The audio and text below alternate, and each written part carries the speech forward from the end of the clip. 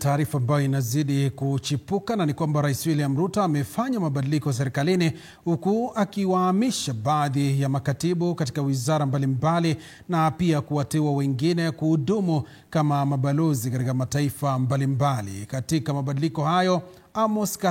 Gathesha ameteuliwa kuwa naibu mkuu wa utumishi wa umma, huku Profesa Edward Kisiang'ani aliyehudumu kama katibu katika wizara ya teknolojia, habari na mawasiliano akihamishwa hadi afisi ya rais kama mshauri wa uchumi. Katika harakati za kuimarisha serikali pana maarufu broad-based government, wandani wa Raila Odinga wakivuna katika mabadiliko haya, huku aliyekuwa naibu gavana wa Nyeri ambaye ni Caroline Karugu akiteuliwa kuwa katibu wa wizara ya Afrika Mashariki EAC, Ouma Oluga akiteuliwa kuwa katibu katika wizara ya afya, Judith Pareno akiteuliwa katika wizara ya sheria, haki na masuala ya katiba. Wengine waliohamishwa ni pamoja na Julius Bitok, wizara ya elimu, Harry Kimutai, wizara ya madini na uchumi wa majini,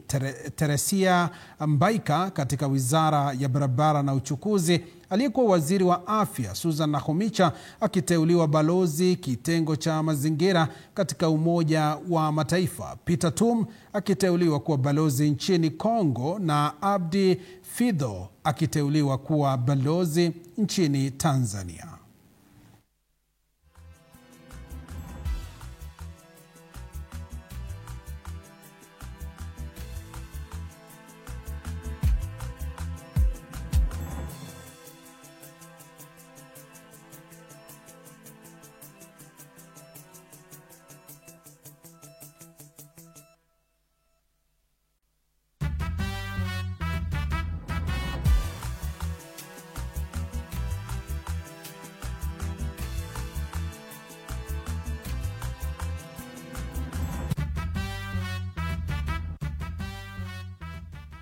Waziri